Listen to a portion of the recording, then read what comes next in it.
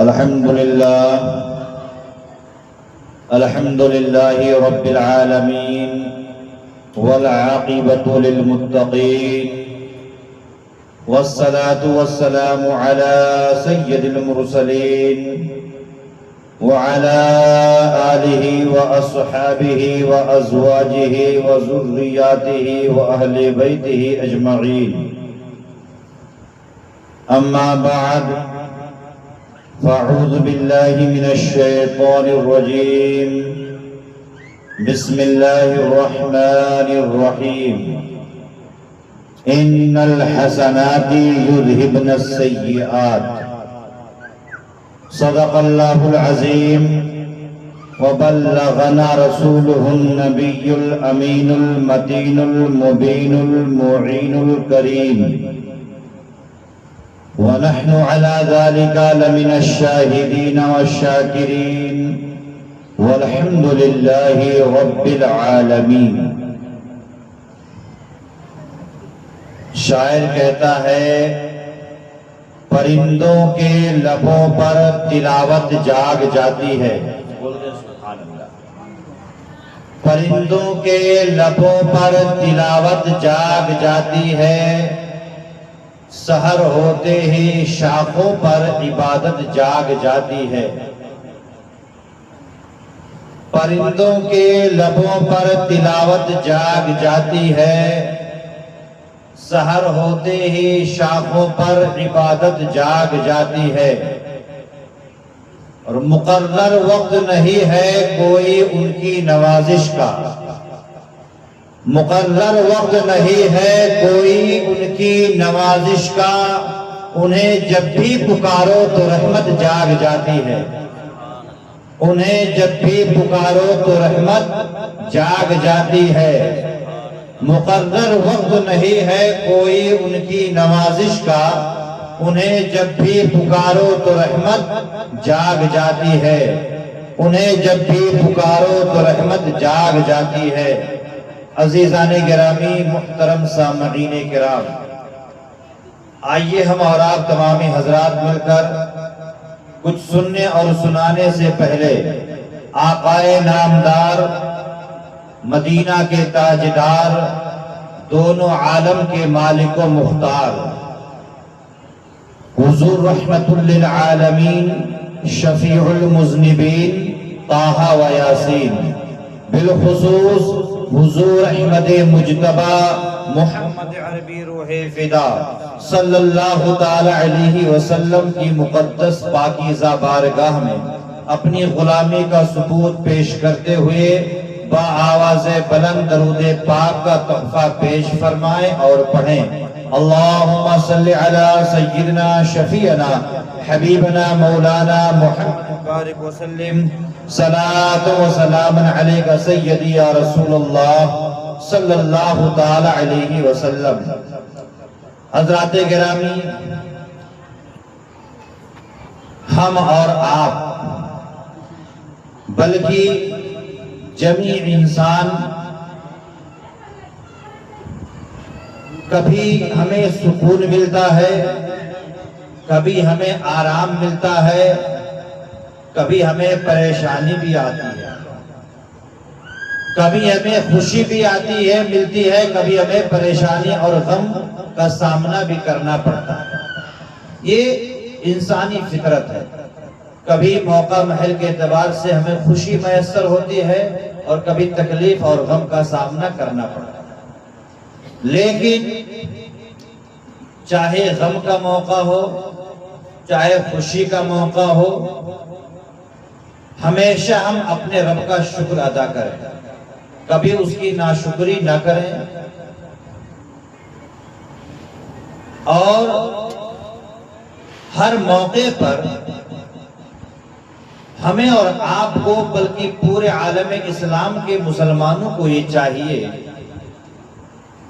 کہ جب کوئی تکلیف آئے، جب کوئی غم آئے، جب کوئی پریشانی کا عالم آئے، جب کوئی مصیبت کا وقت آئے، تو ایسے اوقات میں اللہ و رسول کی نافرمانی نہ کریں، گریبان کو چاک نہ کریں، خدا کی ناشکری نہ کریں، بلکہ کیا کریں؟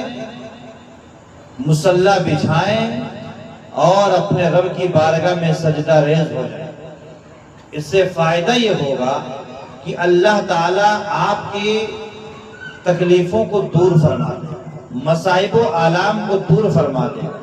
نیک بندوں کے وسیلے سے جب آپ دعا کریں گے رب کی بارگاہ میں، تو اللہ تعالیٰ ان محبوب اور مقرب بندوں کے وسیلے سے آپ کی دعا کو قبول فرما کر آپ کی تکلیف کو دور فرما دے۔ آپ سمجھے؟ پہلی چیز۔ دوسری چیز یہ ہے کہ ہمیں تکلیف اور مصیبت جو آتی ہے، یا بسا اوقات ہم جو پریشان ہو جاتے ہیں، تو اس میں بھی ہمارے لیے ایک سبق ہے، ایک پیغام ہمارے لیے ہے۔ وہ پیغام کیا ہے؟ وہ پیغام کیا ہے؟ انسانی فطرت میں ایسی مثال دے رہا ہوں کہ جو ہمارے اور آپ کی زندگی میں آتا ہے۔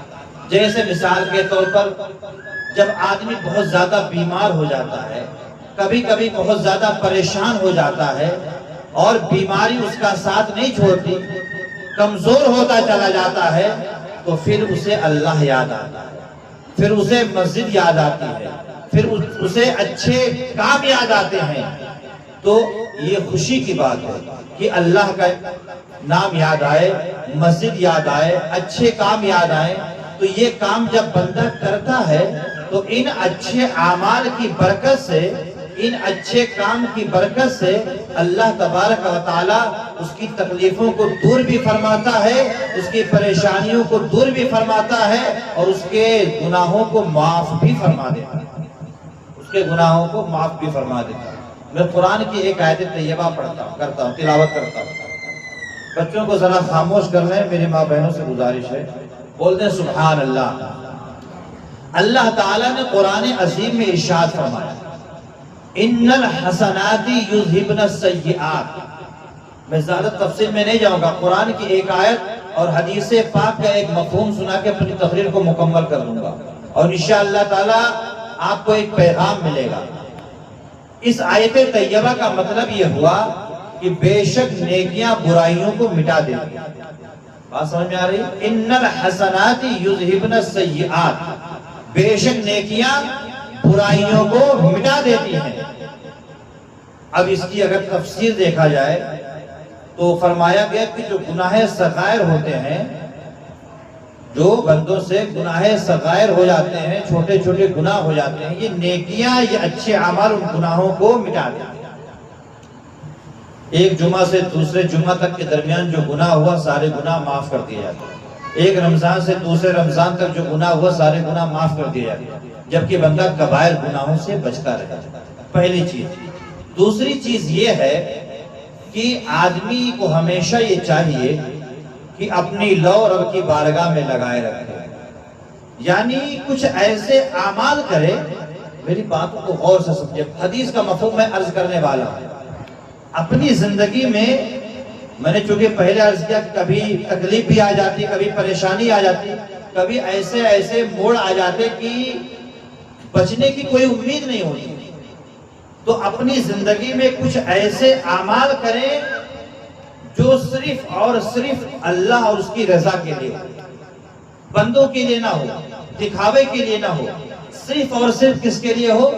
اللہ اور اس کے رسول کی رضا کے لیے ہو، اور وہ اچھے اعمال کر کے چھوڑ دے، اچھے اعمال کر کے چھوڑ دے، اور آپ کے دل میں یہ خلوص ہو کہ اے اللہ میں نے یہ کام جو کیا ہے تیرے بندوں کو دکھانے کے لیے نہیں کیا، اے اللہ میں نے یہ کام تیری رضا حاصل کرنے کے لیے کیا، تیرے محبوب کو راضی کرنے کے لیے کیا ہے۔ تو جانتے اس کا فائدہ کیا ہوگا؟ دنیا میں بھی اس کا فائدہ نظر آئے گا، اور مرنے کے بعد قبر میں بھی اور حشر میں بھی اس کا فائدہ نظر آئے گا۔ میں اب آپ کو ایک حدیث سناتا ہوں، حدیث کا مفہوم بتاتا ہوں۔ اس حدیث کے راوی ہیں حضرت عبداللہ ابن عمر رضی اللہ تعالی عنہ، بول دیں سبحان اللہ۔ حضرت عبداللہ ابن عمر حضرت فاروق اعظم رضی اللہ تعالی عنہ کے صاحبزادے، جو صحابی رسول ہیں۔ حضرت عبداللہ ابن عمر رضی اللہ تعالی عنہ اس حدیث پاک کے راوی۔ یہ کوئی قصہ نہیں ہے، یہ کوئی کہانی نہیں ہے، یہ کوئی من گھڑت روایت نہیں، حدیث پاک ہے۔ حدیث پاک کبھی غلط نہیں ہوتی، یہ حدیث پاک کا مفہوم ہے۔ حدیث پاک کے راوی کون ہے؟ حضرت عبداللہ ابن عمر رضی اللہ تعالی عنہما ارشاد فرماتے ہیں کہ سابقہ امتوں میں، یعنی پہلے زمانے میں، آسان الفاظ میں کہا جائے تو پہلے زمانے میں، سرکار علیہ السلام کے زمانے سے پہلے جو انبیاء و مرسلین گزر گئے، ان کے زمانے کی بات ہے کہ 3 دوست تھے۔ کتنے دوست تھے؟ 3 دوست تھے، اور ان 3 دوستوں نے ایک مرتبہ ارادہ فرمایا کہ چلو ہم کہیں سفر پر نکلتے ہیں، ہم کہیں سفر پر نکلتے ہیں۔ حدیث شریف کا مفہوم عرض کر رہا ہوں۔ تینوں دوست ایک ساتھ میں سفر پر نکل گئے۔ راستے میں جاتے جاتے اچانک موسم بدلا، بادل ہوا اور بارش شروع ہو گئی۔ بارش شروع ہو گئی، بارش بہت تیز ہونے لگی، بہت سخت بارش ہونے لگی۔ تو تینوں دوستوں نے یہ ارادہ کیا کہ بارش بہت شدید ہو رہی ہے، کہیں ہم لوگوں کو چاہیے کہ کہیں چھپ جائیں، جب بارش نکل جائے تو پھر ہم اپنے سفر کو آگے بڑھائیں۔ یہ سوچ کر انہیں ایک گفا ٹائپ، ایک پہاڑ نظر آیا، ایک کھو نظر آیا۔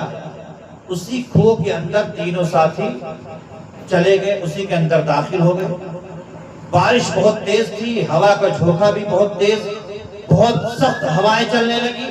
تو کیا ہوا، پہاڑ کے اوپر سے ایک بہت بڑا چٹان، ایک بہت بڑا پتھر وہاں سے گرا اور لڑھکتے ہوئے نیچے آ گیا۔ اتفاق یہ ہوا کہ وہ پتھر آ کر کے ایسی جگہ پر رکا جہاں سے وہ تینوں دوست اندر داخل ہوئے تھے، یعنی جو دروازہ نما بنا تھا اسی پر فکس ہو گیا، بیٹھ گیا۔ دروازہ بند، اندر جانے کا راستہ بند، نکلنے کا راستہ بند۔ اب تینوں دوست بہت پریشان ہوئے کہ اب تو ہم ہلاک ہو جائیں گے، اب تو ہماری جان چلی جائے گی، اب ہم کیا کریں؟ یہی ایک راستہ تھا باہر جانے کا۔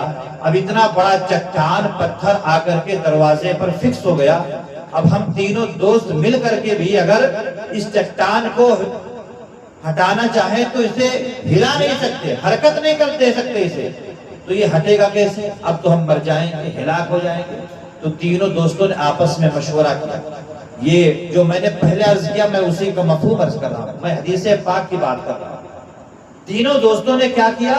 مشورہ کیا اور آپس میں کہنے لگے، اے میرے ساتھیوں بتاؤ، کیا تم نے کبھی زندگی میں کوئی ایسے اعمال کیے ہیں؟ کیا تم نے زندگی میں کبھی کوئی ایسی نیکیاں کی ہیں جس میں ریاکاری نہ ہو، جس میں دکھاوا نہ ہو، جس میں لوگوں کی شاباشی نہ ہو، جو لوگوں کو دکھاوے کے لیے نہ کیا ہو؟ ایسے کوئی اعمال کیے ہیں جس میں صرف اور صرف اللہ کی رضا مقصود ہو؟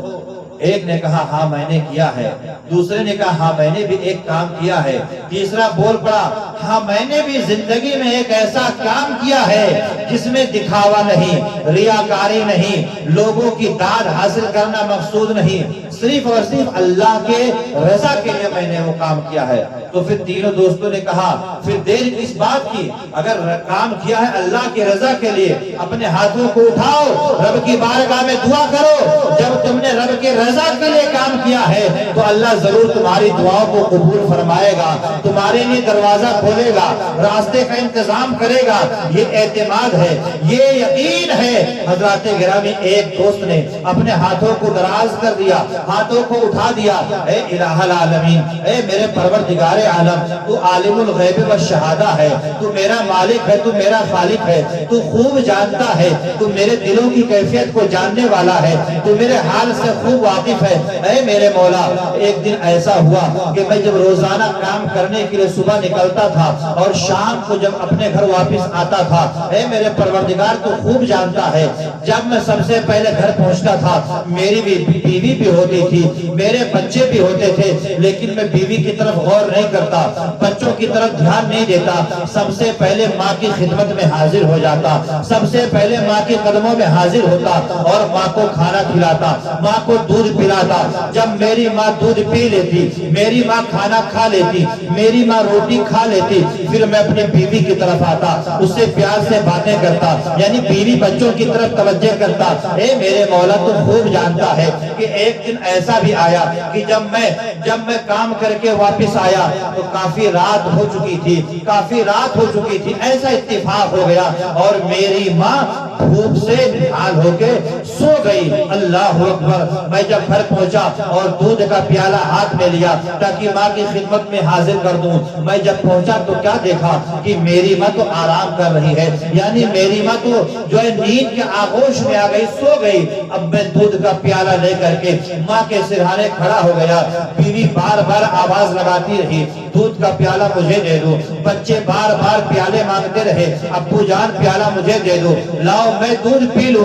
لیکن میری غیرت نے گوارا نہ کیا کہ میری ماں جس نے مجھے پیدا کیا، میری ماں جس نے مجھے 9 مہینے اپنے شکم میں رکھا، میری ماں جس کے بارے میں رسول نے فرمایا کہ ماں کے قدم کے نیچے جنت ہے، جس کے بارے میں اللہ نے فرمایا کہ ماں کا مقام و مرتبہ کتنا افضل و اعلیٰ ہے، ماں کے قدم کے نیچے جنت ہے، سرکار نے فرمایا بھلا بتاؤ میں اس ماں کو بھوکا اور پیاسا رہ کر کے اپنی بیوی بچوں کو کیسے کھلا دوں؟ اے میرے پروردگار تو خوب جانتا ہے کہ پوری رات میں وہ دودھ کا پیالہ لے کر کے اپنے ماں کے قدموں میں کھڑا رہا، پوری رات کھڑا رہا۔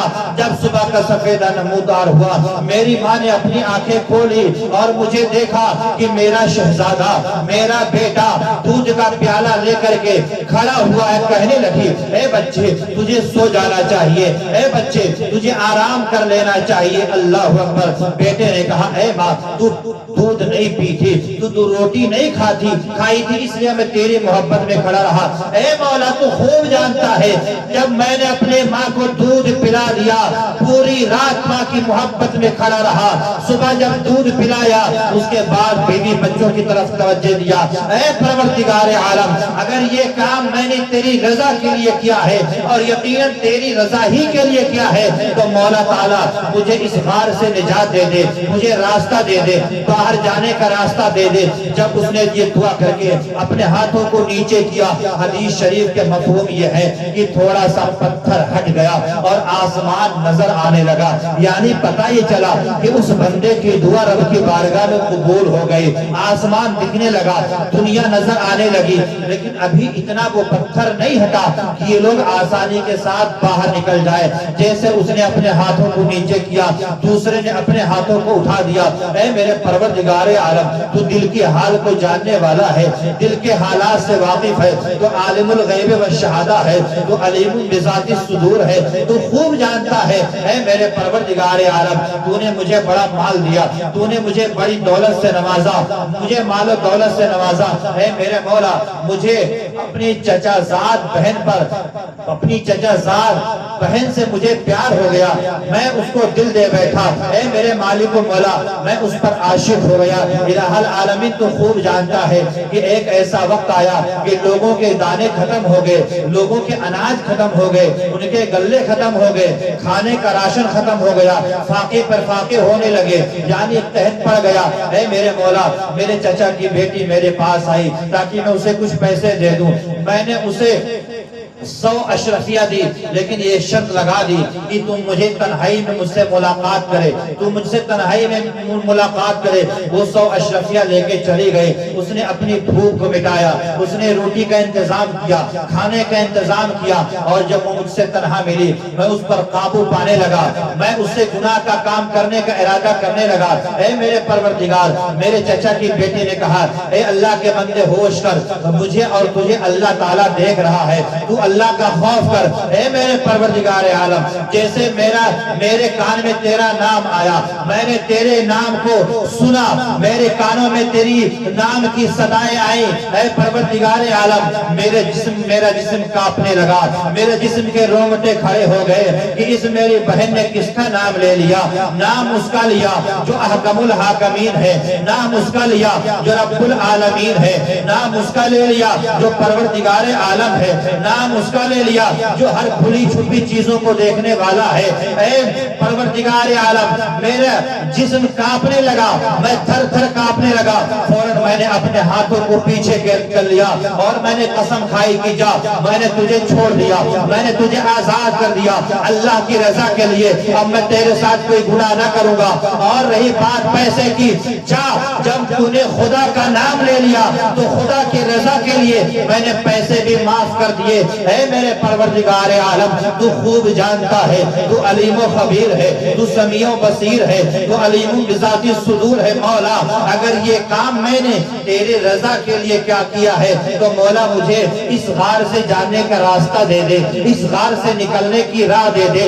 جب اس بندے نے دعا کی اور اپنے ہاتھوں کو نیچے کیا تو راستہ وہ پتھر اور ہٹ گیا، راستہ اور کھل گیا، آسمان اور زیادہ نظر آنے لگا، پتھر ہٹتا چلا جا رہا ہے، مسلمان دعائیں کرتے چلے جا رہے ہیں، لیکن ابھی بھی وہ پتھر چونکہ بہت بڑا چٹان تھا، بہت بڑا پتھر تھا، اتنا نہیں ہٹا کہ وہ لوگ آسانی کے ساتھ اس غار سے باہر نکل سکے۔ اب تیسرے کی باری تھی، جب دوسرے نے اپنے ہاتھوں کو نیچے کیا، تیسرے نے اپنے ہاتھوں کو اٹھا دیا، رب العالمین کی بارگاہ میں، احکم الحاکمین کی بارگاہ میں، یعنی پروردگار عالم کی بارگاہ میں لو لگائی۔ الہ العالمین، جس طریقے سے میرے دونوں بھائیوں نے یعنی دونوں ساتھیوں نے تیری بارگاہ میں دعائیں کی ہے، تیری رضا کے لیے اچھے اعمال کیے اور تو نے میرے دوستوں کی دعاؤں کو قبول کر لیا۔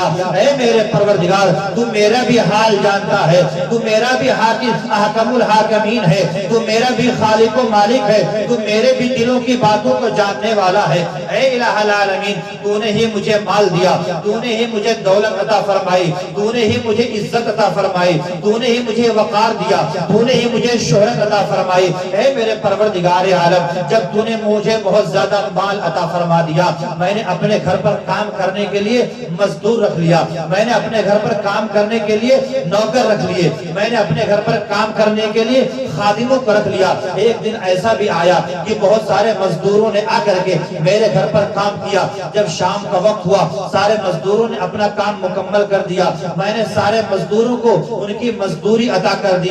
سارے مزدور اپنی اپنی مزدوری لے کر کے دن بھر کا محنت کا پیسہ لے کر کے واپس جانے لگے، تو ان میں ایک ایسا مزدور بھی تھا، ایک ایسا مزدور جو پیسہ لیے بغیر چلا گیا، جو محنت کا پیسہ لیے بغیر یہاں سے رخصت ہو گیا۔ اے میرے پروردگار عالم، میں نے اس کی مزدوری کو کھایا نہیں، میں نے اس کی مزدوری کو اپنے لیے منہ کا نوالا نہیں بنایا۔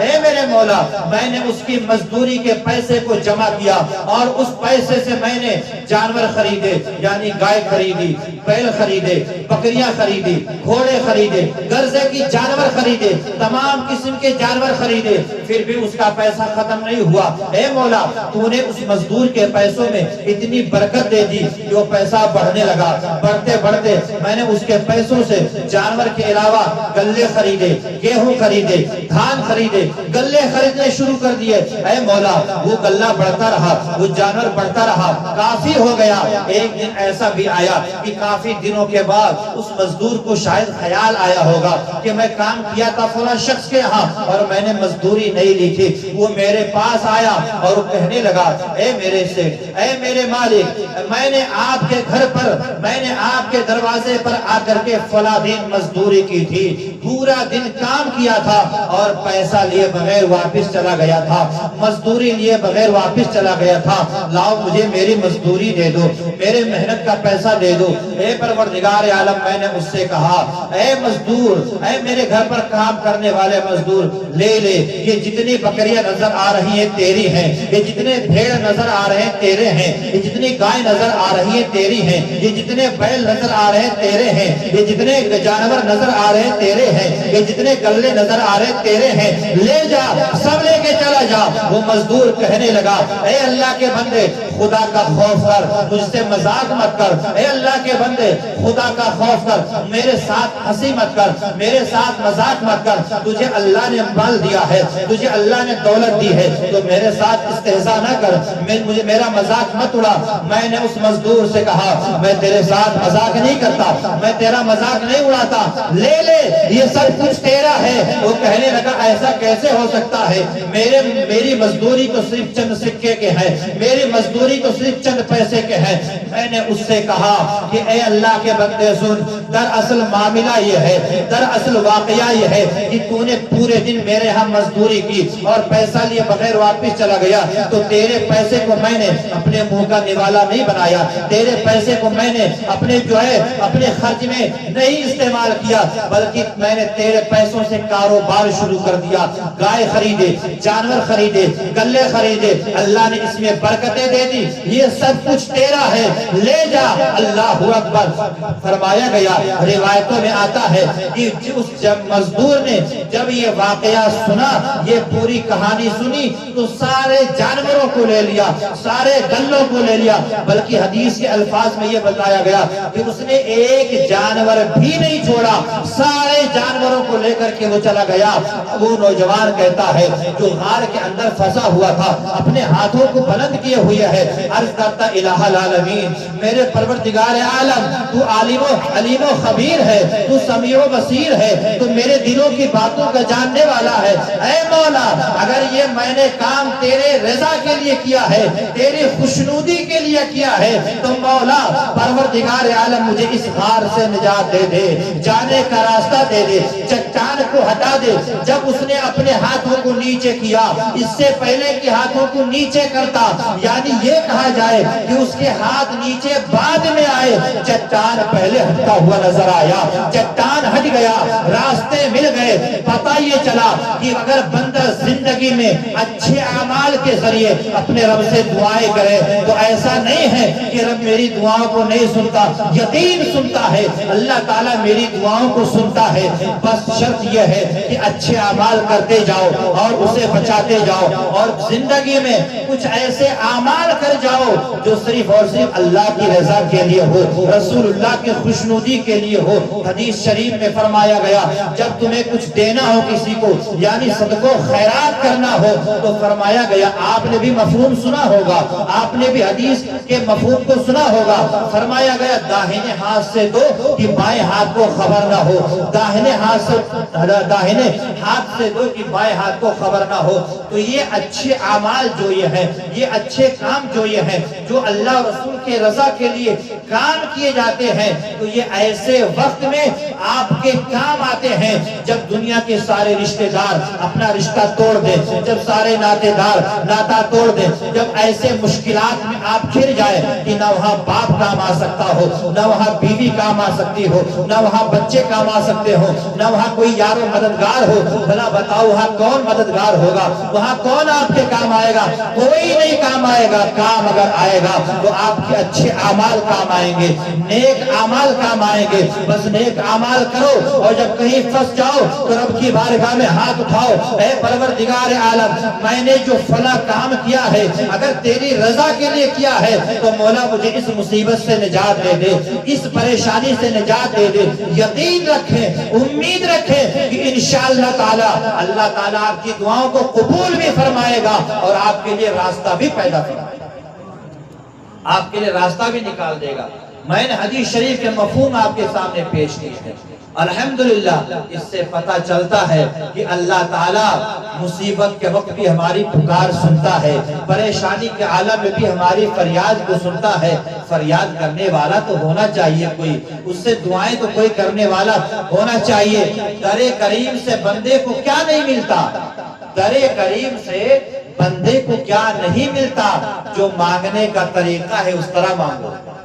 در کریم سے بندے کو کیا نہیں ملتا، جو مانگنے کا طریقہ ہے اس طرح مانگو، اچھے اعمال کیجئے۔ قرآن کہتا ہے ان الحسنات یذہبن السیئات، بے شک نیکیاں برائیوں کو مٹا دیتی ہیں۔ اللہ تعالی ہم سب کو بھی اچھے اعمال کرنے کا شرف عطا فرمائے اور برے اعمال سے بچنے کی توفیق عطا فرمائے۔